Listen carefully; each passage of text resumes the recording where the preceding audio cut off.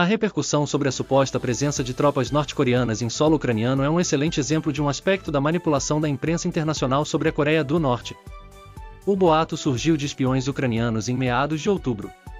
O presidente Vladimir Zelensky sugerira que 10.000 soldados poderiam ser enviados por Pyongyang para apoiar as forças russas. No dia seguinte, a agência de espionagem da Coreia do Sul, a KCIA, sempre ela, afirmava que 1.500 soldados norte-coreanos já haviam sido enviados e fontes anônimas, também como sempre, cochichavam à imprensa sul-coreana que esse número poderia chegar a 12.000. Informações geradas pelo serviço de espionagem da Ucrânia e da Coreia do Sul foram o suficiente para que a imprensa internacional noticiasse em peso o alegado envolvimento norte-coreano na Guerra do Leste Europeu. Os jornalistas, ou melhor, propagandistas, não verificaram, não questionaram e não investigaram o caso. Apenas agiram como caixa de ressonância da propaganda de guerra dos Estados Unidos e seus fantoches, a que é a tarefa a qual estão encarregados. Logo depois, a CNN veiculou um vídeo que veio a público pelo Serviço de Segurança e Desinformação ucraniano de supostos soldados norte-coreanos recebendo uniformes e equipamentos na Rússia. O comentarista afirmou que isso significava que a Coreia do Norte está envolvida mais diretamente do que nós pensávamos na guerra da Ucrânia e que isso representava uma grande ameaça para os interesses dos Estados Unidos, inclusive no Extremo Oriente. Claro que o Pentágono quer usar esse pretexto para justificar uma possível escalada nas tensões na Península Coreana. Em seguida, o secretário de Defesa dos Estados Unidos, Lloyd Austin, declarou publicamente que há evidência de que há soldados da RPDC na Rússia, enquanto o porta-voz do Conselho de Segurança Nacional, John Kirby, detalhou que os Estados Unidos acreditavam que há 3.000 soldados norte-coreanos em treinamento na Rússia. Isso também foi amplamente difundido pela imprensa. As sucursais da CNN pelo mundo foram usadas para amplificar a campanha propagandística.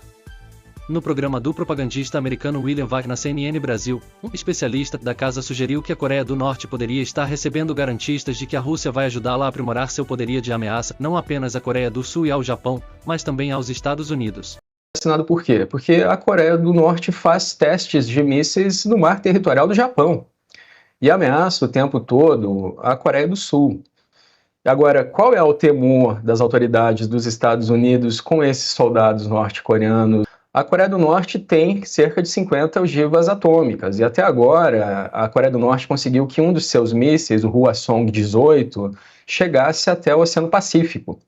Mas não conseguiu que esse míssil atravessasse o Oceano Pacífico. O que é que a Coreia do Norte quer? Ela quer ter o alcance necessário para atingir o solo dos Estados Unidos.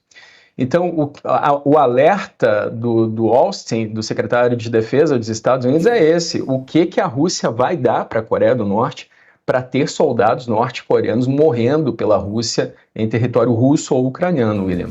Um dia depois, a CNN divulgou uma informação publicada no Telegram pela inteligência ucraniana de que as tropas coreanas haviam sido deslocadas para Kursk, na fronteira com a Ucrânia, e que já haviam 500 oficiais e 3 generais em território russo. Em entrevista à cadeia americana, Gabrielius Landsbergis, ministro das Relações Exteriores da Lituânia, a fiel e feroz escudeira dos Estados Unidos, declarou que isso já não era mais um conflito regional ou europeu, mas sim global. A manipulação ganhou contornos cômicos quando o mesmo departamento do governo ucraniano difundiu supostas interceptações de militares russos zombando dos colegas coreanos e chamando-os de chineses de merda, além de discordarem das ordens dos seus superiores. A imprensa tratou a suposta informação como tendo sido obtida pelos ucranianos. Nada melhor do que envolver o maior número de vítimas em um mesmo conflito para justificar uma agressão contra todos, e ainda por cima se aproveitar disso para jogar um aliado contra o outro e os subordinados contra os superiores. Os serviços de desinformação fazem isso à torto e à direito. Depois, também foi disseminado como verdade absoluta o rumor levantado pelos agentes e parlamentares sul-coreanos de que o povo norte-coreano estava começando a protestar contra a ditadura. Vejamos o relato da CNN. A Coreia do Norte também intensificou as medidas de segurança, tanto para proteger seu ditador Kim Jong-un quanto para prevenir que notícias sobre os envios de tropas à Rússia se espalhem dentro do altamente isolado e empobrecido país. Para esse fim, os oficiais norte-coreanos envolvidos no esforço russo estão banidos de usar telefones, enquanto dizem às famílias dos soldados que seus entes queridos estão simplesmente participando em um exercício militar, disseram os deputados. Apesar dessas medidas, a notícia tem se espalhado dentro da Coreia do Norte, gerando inquietação em algumas partes do país, afirmaram os deputados.